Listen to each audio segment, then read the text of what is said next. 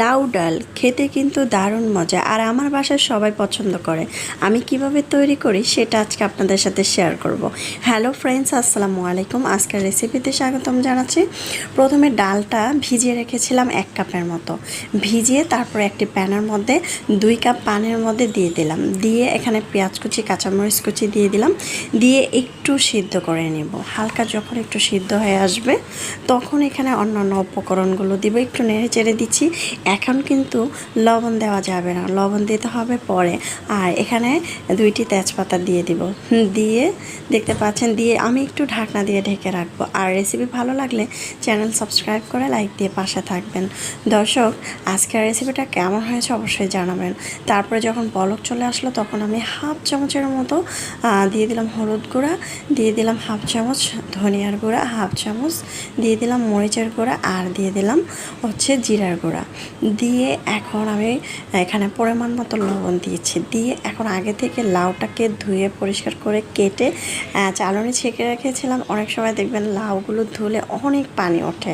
তারপরে আমি কী করলাম, সিদ্ধ করা ডালের মধ্যে দিয়ে দিলাম। বেশি সিদ্ধ করা যাবে না, হালকা সিদ্ধ হলে মানে ডালটা বলক আসলে কিন্তু দিতে হবে।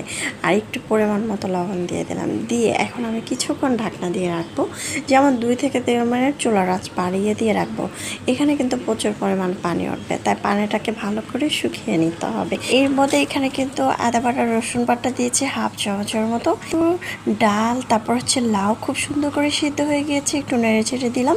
তারপর আমি এখানে চুলার একটি প্যানের মধ্যে তেল দিয়েছি প্রায় 4 থেকে 5 টেবিল চামচ। এখানে পেঁয়াজ আর হচ্ছে রসুন 1 কাপের মতো দিয়েছি, কাঁচামরিচ কুচি দিয়েছি, একটু লাল করে ভেজে নিলাম। দিয়ে দিলাম লাউটাকে দিয়ে দিলাম হচ্ছে ধনেপাতা কুচিটা দিয়ে খুব ভালো করে নেড়ে নিচ্ছি। আর চাইলে কিন্তু এখানে ভাজা জিরা গুঁড়োটা অ্যাড করতে পারেন, না চাইলে স্কিপ করতে পারেন, তবে দিলে সুন্দর একটি ফ্লেভার আসবে। যেহেতু আমি এখানে ধনেপাতা দিয়েছি, না চাইলে স্কিপ করতে পারেন।